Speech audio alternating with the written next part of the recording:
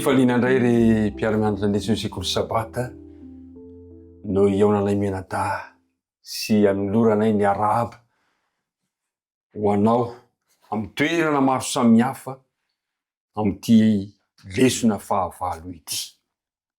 Tena isaorantsika Andriamanitra satria lehibe ny fitantanana, lehibe ny famindram-pony ary samy teny sika fa ny fahasoavan'i Kristy no mahatonga zao anay. Miarabanao ihany koa tafaharaka indray sika, mino sika fa naiza toerana misy antsika afatsika miaraka mandinika ny ten'Andriamanitra ankehitriny dia ampy mizara ho antsika ny fanahin'Andriamanitra.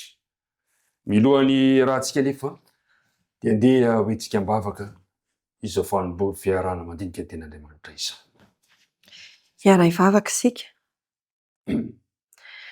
Tompo Andriamanitra iray tsara, mbola misaotra midera sy mankalaza ny anaranao indray izay amin'ity anio ity satria noho ny famindraponao sy ny fahasoavanao dia miaraka eto indray izay hianatra ny teninao eo an-tongotrao. Mangataka izay Tompo mba hamelanao ny tsy famendrehanay ary androtsahanao koa ny fanahinao masina hanazava ny sainay tsirairay avy, hatakaranay indray ny hafatra sarobidy izay tianao omenanay anio. Dia manatrehary izao fotoana izao Tompo fa angatanay noho ny amin'ny anaran'i Jesosy izany vavaka izany. Amen. Enery ny lesona rahantsika manana androany dia ny hoe ny hery ny fitsanganan'i Kristy amin'ny maty. Mila an'izany isika. Be loatra izay efa nanjotsahana ranomaso izay ary ny mpamorokiry aza moa dia milaza fa lohasahan-dranomaso izao fiainantsika izao. Ny andiny natao tadina no dia anomboantsika ny fiarahana ao amin'ny Korintianina 1:10 ka ny andininy 2:10 dia avy eo ny andininy 7:10 izay manao hoe raha tsy natsangana Kristy dia foana ny toroteninay ary foana koa ny fononareo.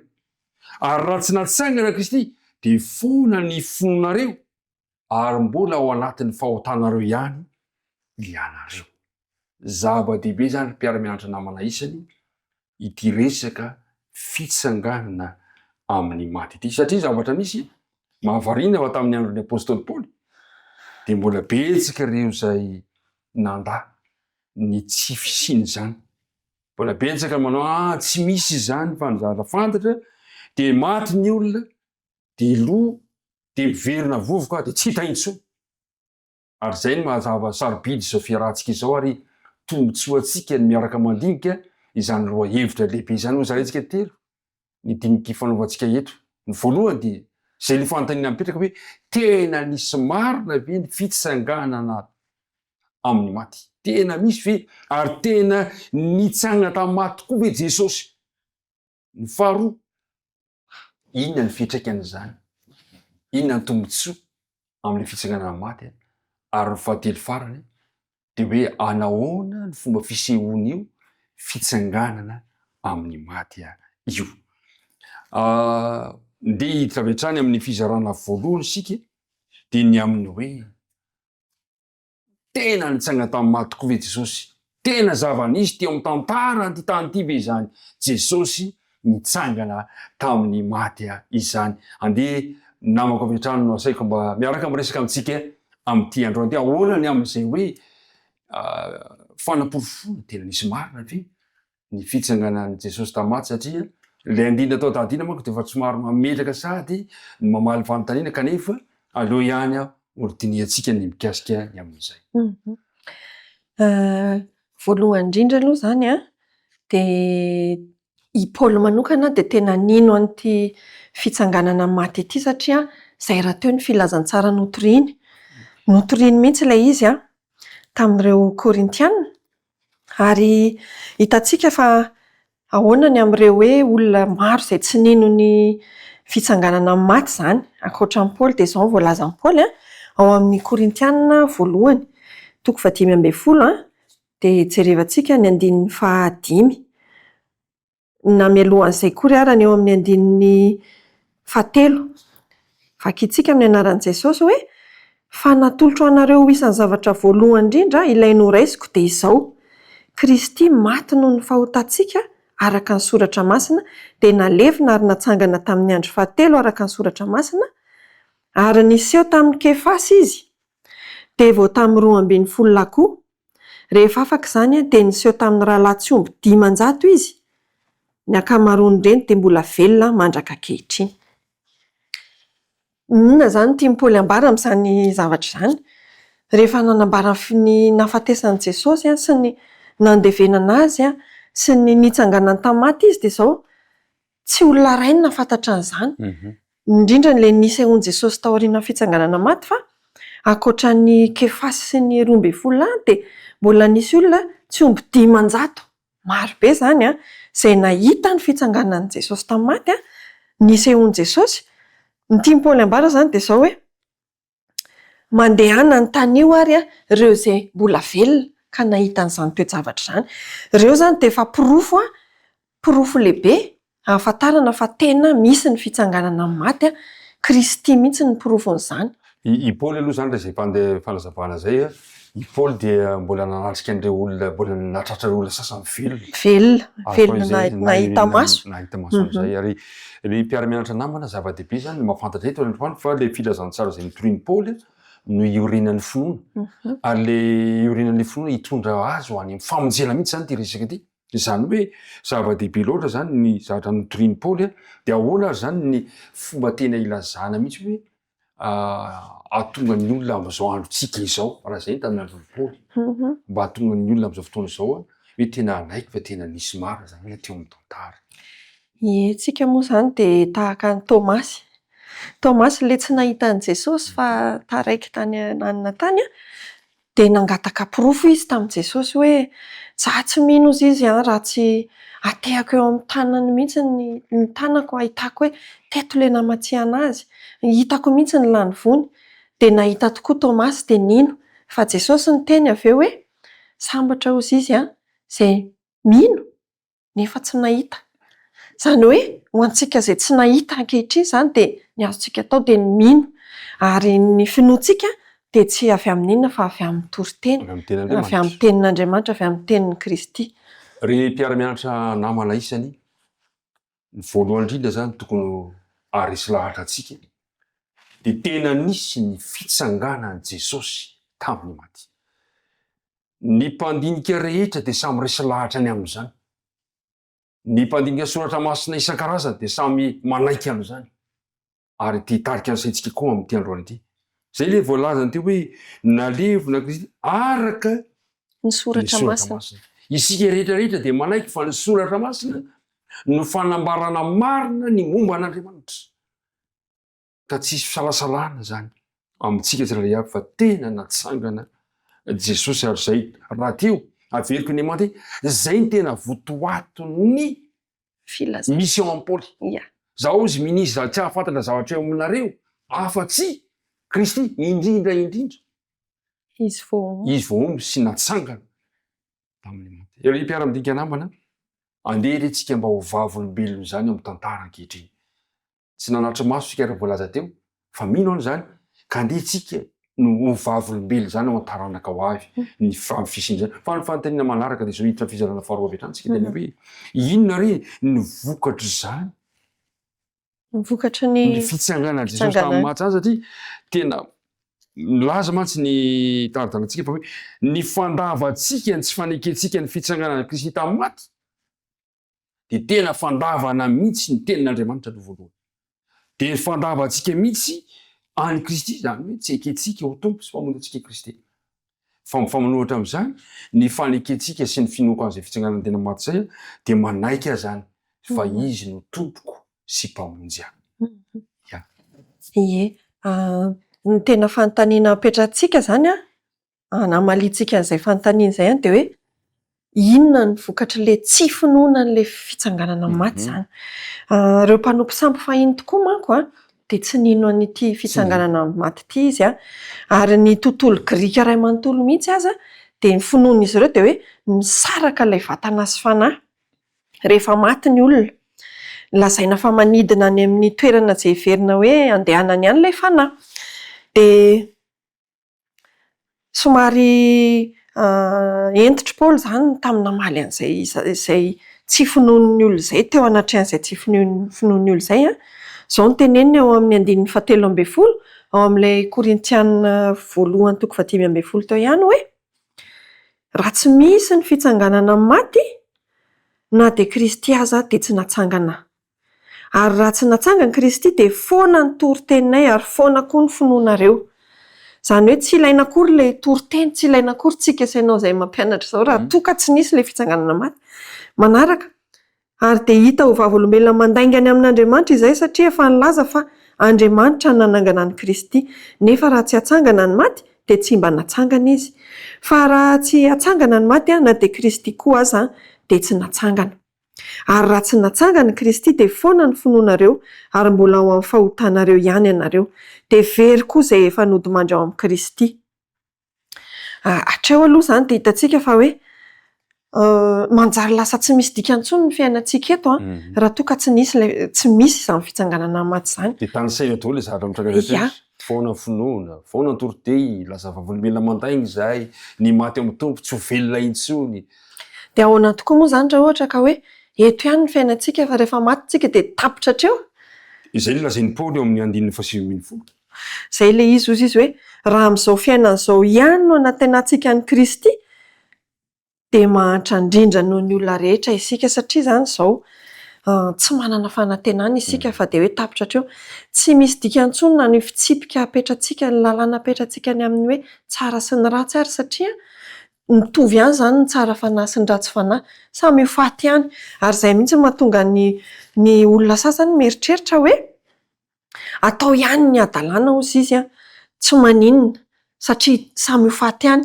Satria ny antony dia izao, misy tsy finoana an'ilay fitsanganana ny maty izany ao ambadik'izay. Kanefa dia izao koa ny tenenin'ny Paoly momba an'izay ho antsika rehetra ao amin'ny 7:13 dia hozy izy hoe aza mety ho fitahany ianareo ny fikambanana amin'ny ratsy manimba ny fitondran-tena tsara.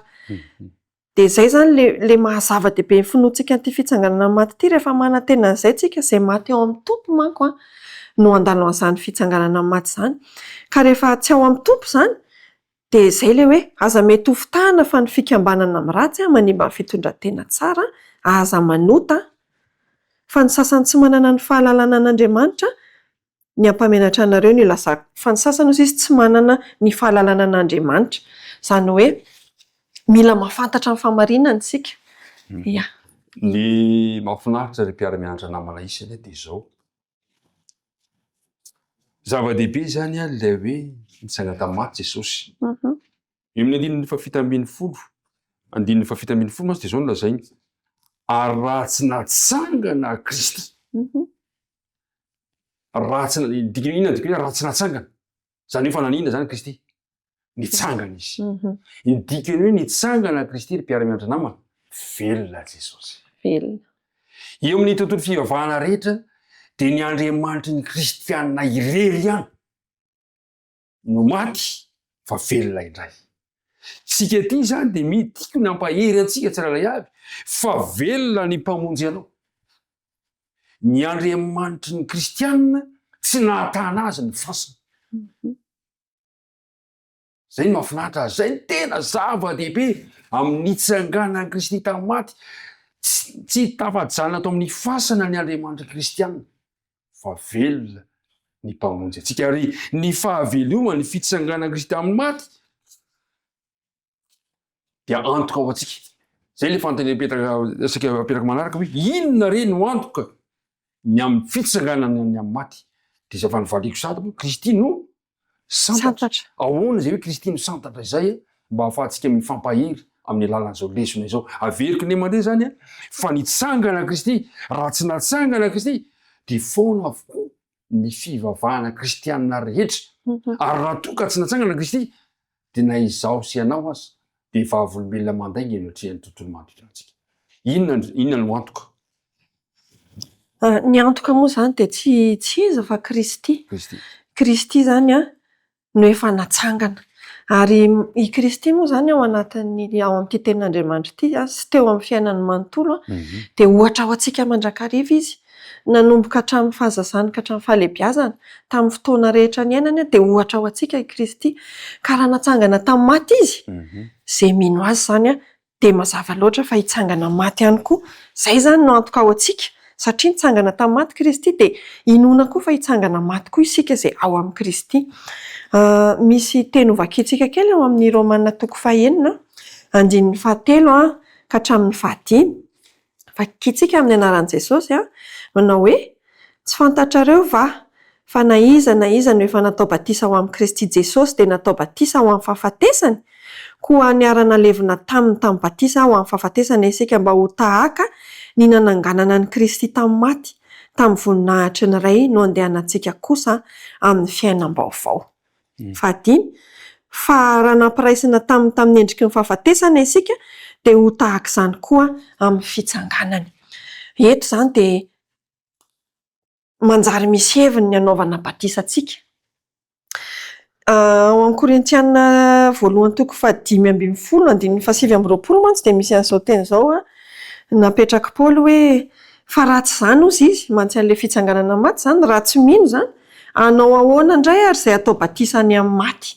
Izay ilay nivakiantsika tao amin'ny Romanina 5 teo hoe manjary tsisy dikan'ilay batisa anaovana antsika satria ny endrik'ilay batisa dia ny fandevenana ny Kristy, ny fitsanganany amin'ny maty dia tahak'izay koa tsika alevina miaraka amin'ny fahotana dia mitsangana olom-baovao ary tandido ny itsanganantsika amin'ny maty izany. Izany hoe niza zany manaiky atao batisa dia manaiky fa nisy Kristy maty nalevina ary nisy Kristy izay nitsangana ho amin'ny fiainam-baovao. Dia eto ihany koa ilay misy ohatra somary manahira manko fandinana hoe atao batisa amin'ny maty. Ny amin'ny maty. Dia nazavain'ny ndesika moa dia nazavainy tsara izay hevitra roa nazavainy lesona mikasika an'izy io. Atao batisa izany ny olona anankiray satria resy lahatra izy fa io ny fomba ahafahany mihaona ireo demandre ny Kristy rehefa ho avy Jesosy. Dia ny faharoa natao batisa izy satria resy lahatra izy fa izay fampianarana nataon'ireo izay maty amin'ny Kristy dia tokony mba ohatra ho azy. Dia atao batisa izy. Fa ny zavatra anankiray tena hoe le hoe Kristy no santatra.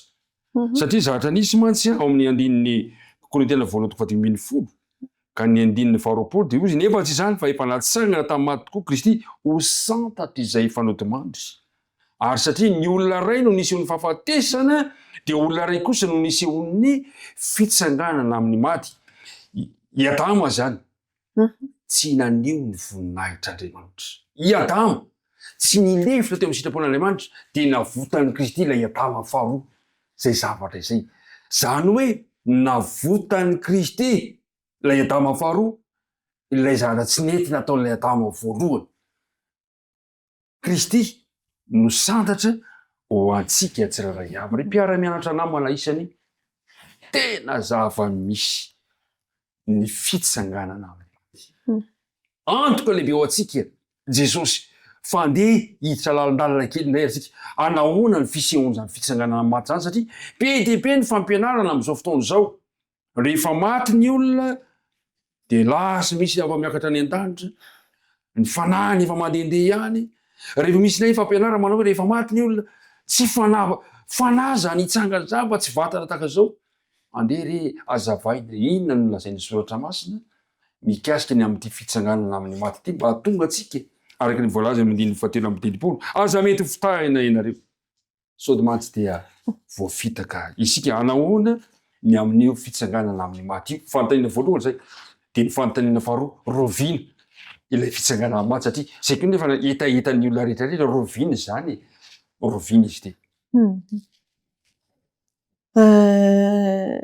Hojerentsika angambany aloha ny hoe ohatra ny ahoana ilay vatantsika rehefa hatsangana amin'ny maty isika.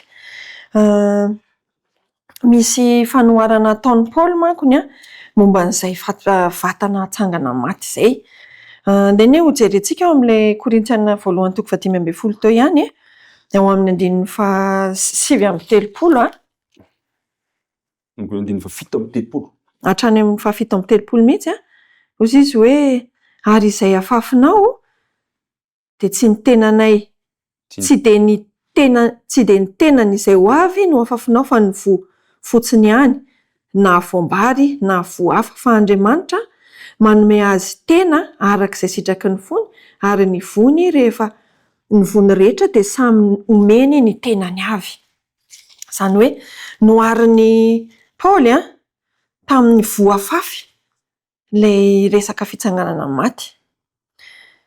Izany hoe rehefa mamafy votsika, mamboly isika, dia tsy lena fafinao dia tsy lena fafinao iny ihany akory no hoe mipoitra eo, fa tsy maintsy maty ao ambany tany iny aloha dia misy vovo mipoitra. Dia izay hoarin'ny Paoly amin'izay izany ilay fitsanganana maty hoe misy fiovana tanteraka miseho amin'io voa io tahaka ny tenantsika koa izay ovana tanteraka mihitsiny rehefa ao amin'ny fitsanganana maty.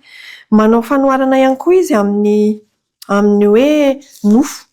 Izay ilay ao amin'ny 5:7 hoe tsy mitovy ozy izy ny nofo rehetra fa hafa ny an'ny olona, hafa ny nofon'ny biby, hafa ny nofon'ny vorona, hafa ny an'ny hazandrano ary misy tenany any an-danitra ary misy tenany etỳ an-tany fa hafa ny voninahitry ny any an-danitra ary hafa ny an'ny etỳ an-tany. Izany hoe asongadin'ny Paoly tsara izany fa misy fahasamihafana tanteraka ny amin'ilay vatana taloha sy ilay vatana vaovao. Ny anankiray avy amin'ny fahalovana ho amin'ny tsy fahalovana, avy amin'ny fahafahamboninahitra makany amin'ny voninahitra, avy any amin'ny fahalemena makany amin'ny hery, afafy araka ny fomba anaina ary atsangana ho tena araka ny fomba ampana. Io koa misy zahatra manitikitika ny olona hoe afafy amin'ny fomba anaina ary atsangana amin'ny fomba ampana.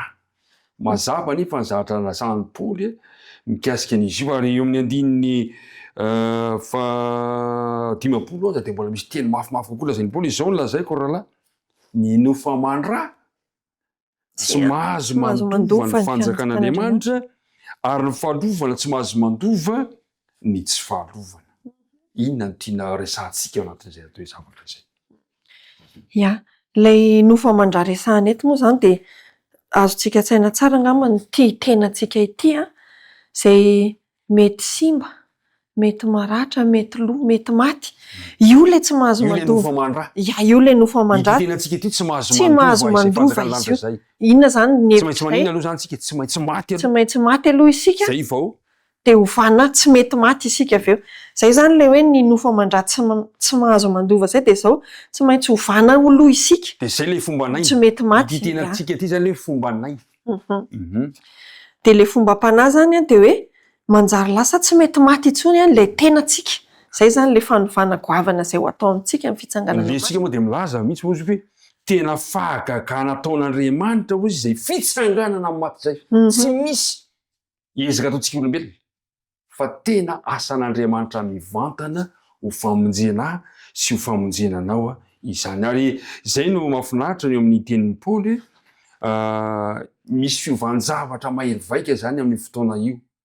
Ny fisehoany dia izao no lazain'ny Paoly hoe ozy hoe indro zava-miafina namboarako aminareo tsy ho dimandry avokoa isika rehetra fa vetivety indray mpimaso rehefa maneno ny trompetra fara dia hovana isika. Fa ho tsofina trompetra ary ny maty hitsangana tsy olo intsony ary isika hovana. Io zany dia mamaly sady hoe roviana ilay fitsanganana. Roviana izay no tanteraka. Satria zavatra nisy mantsy tadidintsika tsara fomba mbola teto an-tany Jesosy dia nilaza n'ilay teny ao amin'ny filazantsarany Jaona 4:12. Ahoana ny filazantsarany Jaona 4:12? Ozy hoe aza malahelo ny fonareo satria ny antony mbola be loatra mantsy ny alahelo teo amponin'ny olona, be loatra ny fahoriana mianjady amin'ny olombelona. Dia ny tenen'Andry Jesosy ozy hoe ao an-trano raiky misy fitoerana maro raha tsy izany dia nilaza taminareo fa andeha hamboatra fitoerana ho anareo. Ary raha andeha hamboatra fitoerana ho anareo dia ho avy indray ka handray ianareo any amiko. Indraindray izy io raisy misy mpitoroteny, tsika mpitoroteny mandray mandika an'izy io vilana. Hoe ho avy indray dia amin'ny fotoana ahafatesan'ny olona anankiray dia efa tonga ho anazy Jesosy ka handray azy. Ka fa raha nydinika fanaovantsika eto ka tsy izay ny zavatra misy. Fa mbola manina aloha ilay olona. Maty ilay olona dia aleviny izy aloha. Dia ao izy miady. Entoko. Ya, nanontany teo hoe faharoviana zany ilay fitsanganana maty dia hoe amin'ny fiavian'i Kristy fandroany izany ilay fitsanganana maty. Ao amin'ny Tesalonianina voalohany 4:4 ny andininy 17 manomboka eo amin'ny andininy 17 dia tsara mihitsy ny hodiniantsika momba an'izay.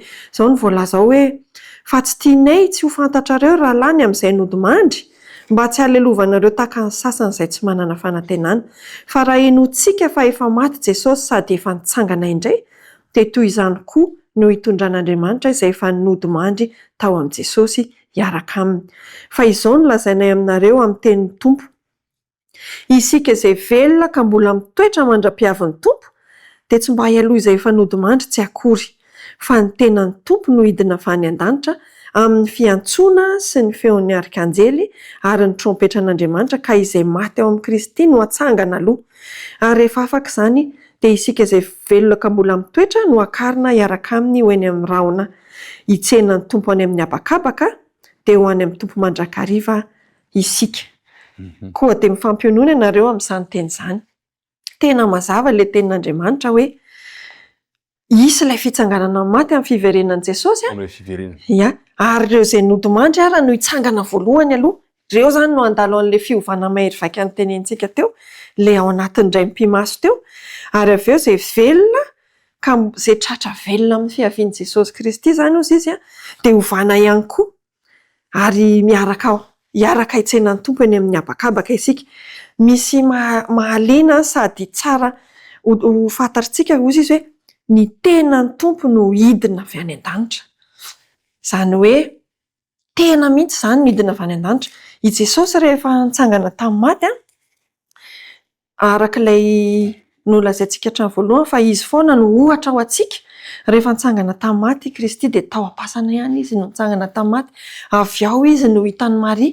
Tsy tonga izy dia hoe avy any an-danitra no nidina satria misy finoana tahaka an'ilay tao amin'ny tontolo Grika teo ny amin'ilay hoe fanahy avy hatrany dia makany an-danitra na misaraka amin'ny vatana. Raha toy izany mantsy nataon'i Kristy dia izao tsy avy ao am-pasana izy no nitsangana fa mety efa nidina avy any an-danitra kanefa izy mihitsy nanome ohatra ho antsika fa ny maty dia ao am-pasana aloha. Ia. Lenao teo hoe fa ny tenan'ny Tompo. Ny tenan'ny Tompo. Tenany mihitsy ary io no manam-pirofo ilay tenin'ny Anjely ao amin'ny Asan'ny Apôstôly toko voalohany ka ny 1:20 manao hoe izay nanao hoe ry lehilahy Galiliana, nahoana no mijanona eto mijery lanitra ianareo? Iny Jesosy izay nampiakarina niala taminareo, Jesosy velona io velona io fa tsy hoe maty Ilay izy efa nitsangana tamin'ny maty. Iny Jesosy velona izay nampiakarina niala taminareo any an-danitra iny dia mbola ho avy tahaka ny nahitanareo azy niakatra tahaka izany hoe mbola ny tenany koa izany. Tenany mihitsy izany no avy amin'ny fotoana io. Ary dia mahafinaritra ahy eto namako sy antsika mpiara-mianatra rehetra mahafinaritra. Dia hitafony tsy fahalovana. Ary tsy vitan'ny hitafony tsy fahalovana fa hitafony tsy fahafatesana. Ary tsy hoe tsy hitafony tsy fahafatesana fotsiny fa hiara-hika. Ilay eo amin'ny Korintiana 2:1 toko 5:20 ka 5:20 manao hoe fa rehefa nitafany tsy fahalovana ty mety loha ity ary mitafany tsy fahafatesana ty mety maty ity dia tanteraka teny voasoratra ny fahafatesana fa noresena kanefa dia ahoana le hika. Ry fahafatesanao aiza ny fandresenao, ry fahafatesanao aiza ny fanondronanao. Miara-mihika. Ahoana izany fahafatesana amin'izay fotoana izay? Resy ny fahafatesana. Ry mpiara-midinika namana mahafinaritra ny zavatra misy izany fa rehefa ho avy Jesosy dia esorina ny toetra mahampanotana. Esorina ilay nofa mandrà. Esorina ilay fomba naina. Fa hitafy kosa rehefa tonga izay dia hitafy ny tsy fahafatesana, hitafy ny tenany fomba mpanahy, hitafy ny tena tsy mety maty, resy ny fahafatesana amin'izay fotoana izay. Roviana ny trangana araka ny voalaza teo amin'ny fiverenan'i Kristy fanandroana. Io ny fanantenantsika eto. Voalazantsika tao amin'ilay Tesaloniana voalohany teo fa hoe izay maty ao amin'ny Tompo no hitsangana aloha. Misy hevitra koa ao ambadik'izay satria indraindray tsika sao diso hevitra mieritreritra hoe satria isy fiovana tanteraka amin'ny fitsanganana maty io dia manantena an'izay tsika vao hoe amin'izany izany hiova ihany. Kanefa izao fiainantsika izao mihitsy aoka tsika izany tsy hofitahana fa arak'ilay tenin'i Paoly teo aza mety hofitahana fa izao mila manao ny tsara isika ary mila mitoetra ao amin'ny Kristy isika. Fa io toetrantsika io dia tsy io izany mba tsy hovana io. Tsy hovana tampoka io fa ny toetrantsika eto ihany dia toetrantsika ihany koa amin'ny fitsanganana amin'ny maty. Mahafinaritra lesona ny arahantsika nandinika tamin'ity satria tena fototry ny maha-kristianina antsika mihitsy. Io no mikolokolo ny fanantenantsika satria raha tsy misy araka ny andinina tao tadina hoe raha tsy natsangana Kristy de foana ny toro-teninay, foana zao fiarahantsika izao, ary foana koa ny fononareo de nampiny any. Fa raha tsy natsangana Kristy de foana ny fononareo indray, ary tena zava-doza de ao nozy izy mbola tao amin'ny fahotanareo ihany ianareo. Ny fahafatesan'i Kristy, ny nandevenana Kristy, ny fitsangana amin'ny maty de nataon'Andriamanitra ho planiny famonjena mba hanavotana sy hanavotana anao. Ary mpiara-midika namina, tapotra ny fotoanantsika, inona ny tena azontsika lazaina maranantsika izao dinika fanovana izao. Ia, misy tantara mahafinaritra de tena mahafinaritra ao amin'ny Baiboly ao momba ny nananganan'i Jesosy an'i Lazarosy tamin'ny maty. Efa voalaza moa fa tena nalailo mafy mihitsy i Maria sy Marta izay anapavin'i Lazarosy noho ny amin'ny fahafatesan'i Lazarosy, ary efa nivaky vava mihitsy moa zany Marta hoe fa raha teo ianao Jesosy de tsy maty ny anadahako. De rehefa nanontaniany Jesosy izy Marta hoe kanefa ve mino ianao fa mahay manangana maty de ozy izy Marta hoe eny fantatro ihany, ao amin'ny andininy fa 12, fantatro ozy izy fa hitsangana maty ihany, ao amin'ny andininy fa 14 azafady, isy ozy izy fitsanganana maty amin'ny andro farany, izany hoe fa fantatro Marta le fotom-pampianarana fa misy ny fitsanganana maty amin'ny andro farany. Kanefa hoy Jesosy tamin'io eo amin'ny andininy fa 15, ary io ny tena mahafinaritra hoe hoy Jesosy taminy, izao no fananganana ny maty sy fiainana, izay mino ana de maty aza de ho velona indray. Tena ho antsika ihany koa zany hoe mino ve isika fa Jesosy no fananganana ny maty sy fiainana, fa raha mino isika de na de maty aza de ho velona indray amin'ilay fotoana izay hananganana antsika amin'ny maty. Mahafinaritra ny fanantenana omen'Andriamanitra ho antsika. Tsy avilany hijanona ao anatina fahatsom-panantenana, tsy avilany hijanona ao anatin'ny alahelo sy ny ranomaso be isika rehefa misy ny fahoriana. Fa notarity ny ten'Andriamanitra isika fa misy fanantenana ho ahy, misy fanantenana ho anao, misy fanantenana ho antsika rehetra. Ho avy ny fotoana izay haharesy ny fahafatesana.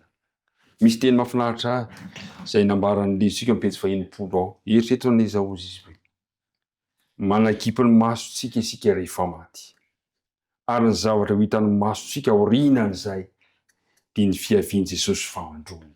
Rehefa tsangana amin'ny maty isika, na oviana no nahafatesan'ny mpino anankiray, eny fa na dia aman'arivo-taona aza dia tsy tsaroana akory izany. Fa vetivety toy ny indray mpimaso.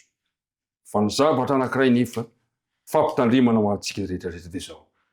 Tena ampahany anankiray iankinanaina miafatry ny filazantsara ny fitsanganana amin'ny maty.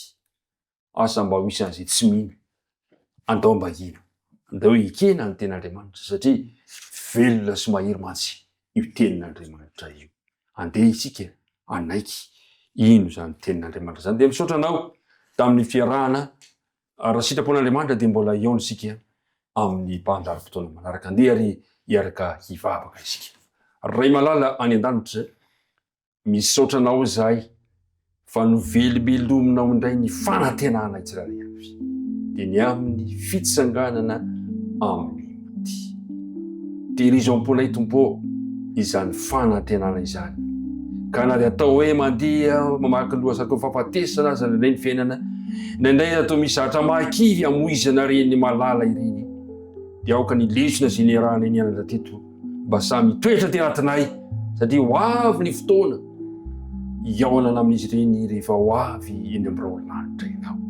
Ary izany aoka ny fampiononanay, aoka izany ny fampaherezanay. Dia mitahiny mpiara-midinika rehetra sy mpiara-mianatra rehetra, aoka ho amin'ny mandrakarivany ny finoana sy ny fanantenana ary ny fitiavana anao. Tononona ny vavaka amin'ny anaran'i Jesosy. Amen. Amen.